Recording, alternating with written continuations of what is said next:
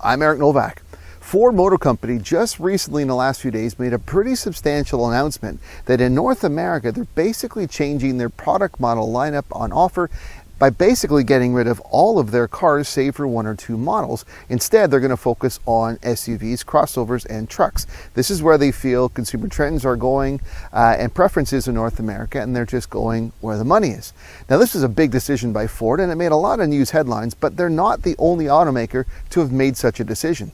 Mitsubishi had done so before Ford did that, and they got rid of most of their car offerings in North America, and instead they're focusing on a triple lineup of crossover SUVs. We know all about the Outlander and the Outlander plug-in hybrid, and the RVR has been around for a long time, but in addition to that, they've added an all-new model to their lineup, and that's what I have beside me. It's the 2018 Mitsubishi Eclipse Cross.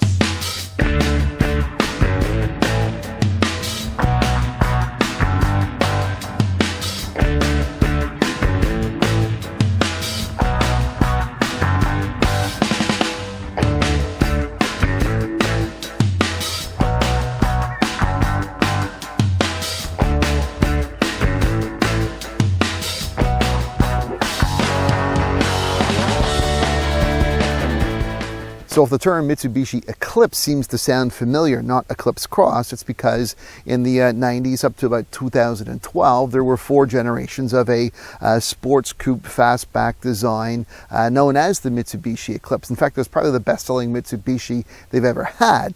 And the sportiness, I think, of that is what they wanted to convey with this new compact CUV crossover utility vehicle, which is why they incorporated, this is what they're telling us, the Eclipse name and called it the Eclipse Cross.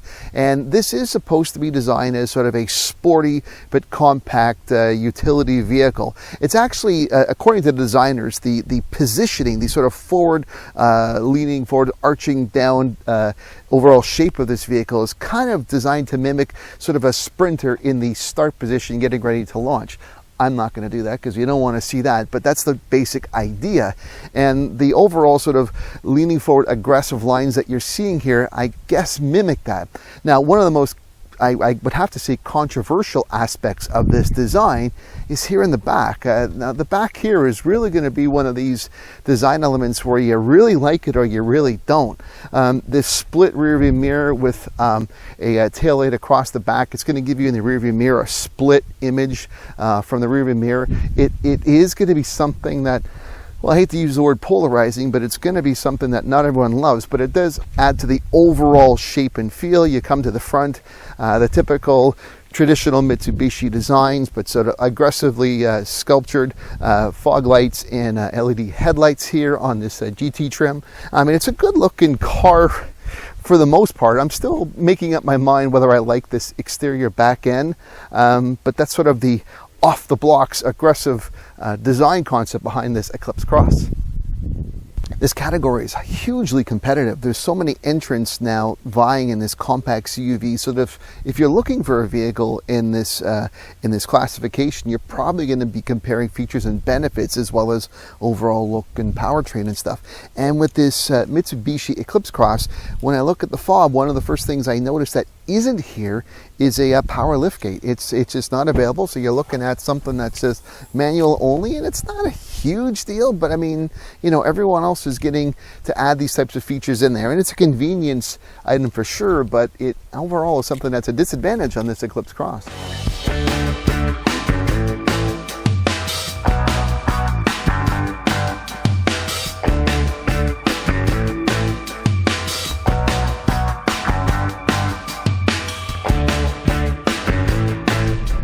Under the hood of the Eclipse Cross is a 1.5 liter turbocharged four-cylinder engine. It'll get you 152 horsepower and 184 pound-feet of torque. That is not going to be a performance vehicle. Nobody's expecting it to be a performance vehicle, but it certainly does its job. I mean, I don't think people buying this vehicle are going to be looking for rip-roaring starts, so the power underneath the hood is sufficient. And it pairs with fuel economy The combined fuel economy rates for this vehicle is 9.3 liters per 100 kilometers, or 25.3 US miles per gallon. Now, Mitsubishi says this vehicle is in direct competition, according to them, with the Hyundai Tucson, the Kia Sorento, and the Mazda CX-5. How that fuel economy compares to the others is pretty much right on par. They're all basically in the same ballpark. I think the Sorento is actually a little less fuel efficient, but they all are pretty much on average the same fuel economy there. So that's pretty much even in terms of all the competition for fuel economy. So Mitsubishi talks about a new design direction for the interior of the Eclipse Cross, and you can see it. This is not an RVR interior or an Outlander, and there's a few certain obvious signs of change. There's more of a cockpit feel to it, driver-oriented.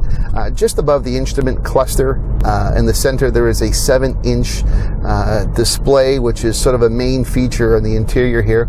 It's where you'll see your audio and your phone and other connected apps in terms of information, and you use it. It is touchscreen sensitive, but you also use it through a sort of touchpad slide device beside the gear selector, much like you have in Lexus. It's almost like a mouse pad that you use your fingers with. Now, I'm not too in love with it. I don't find it overly intuitive or user friendly. Volume controls, for example, you're supposed to be able to slide volume up and down. I've seen that in promotional materials for this car, but I haven't been able to figure it out yet. Maybe it's just me.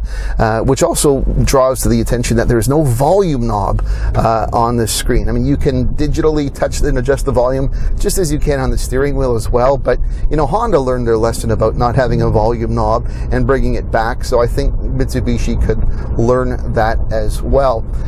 There's a heads-up display here available on GT trims in this Eclipse Cross, and just like the Mazda 3 system, it pops up so the heads-up display information projects onto that as opposed to on the windshield, and I like it. It's good, it's useful, there's good information on that, not too obtrusive in terms of sight lines. Speaking of sight lines, you do sit up high here.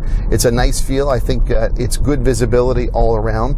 I also like the fact that with this sunroof here, it has a 2-panel system, and each side, front row and back, can either close the shade or keep it open. Sometimes it's just one massive sliding shade. You've got to figure it out, but if someone in the second row just wants to keep more shade, they have that individual control knob to do that, and I like that.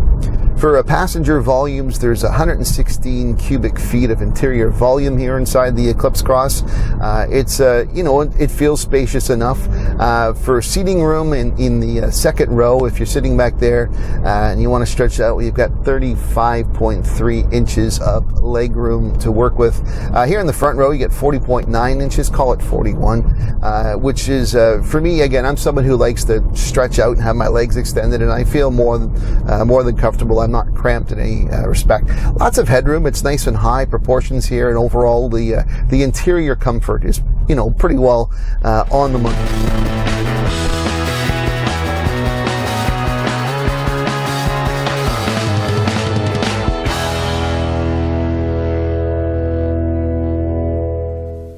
With the launch of the Eclipse Cross, Mitsubishi has put into the compact CUV category a pretty interesting offering.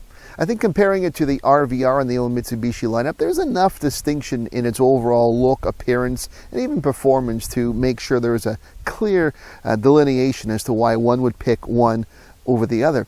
As to the overall how it fits into the category with its competitors, I think it's got a distinctive enough look to it, which is partly one of the strengths of it and also one of its weaknesses. It's got a little bit of that polarizing look to it, especially on the back end. If you really like that stuff, this is going to be a great vehicle. But if you're looking for something a little less controversial or a little less stand out, like, this may not be the right exterior design for you. I think it handles well. It's not the Eclipse. It's not going to have the same sportiness and performance that the Eclipse did, so using it as an Eclipse Cross, well, I don't know if I totally buy into that, but it does drive fine. And aside from some of the quirky things inside with that, the slide for the controls in the center part, just like Lexus has, I don't really love that kind of stuff, and most people don't, so we'll see how it's received overall.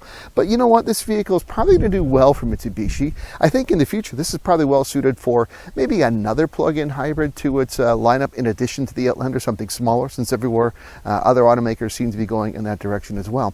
But overall, I have enjoyed my time in this Mitsubishi Eclipse Cross, and I hope you enjoyed this review. But that's it for now. I'm Eric Novak. Thanks for watching. There's plenty of ways for you to keep connected with me, so check out some of my social media links, suggested videos, and I'd really love it if you subscribe to my YouTube channel.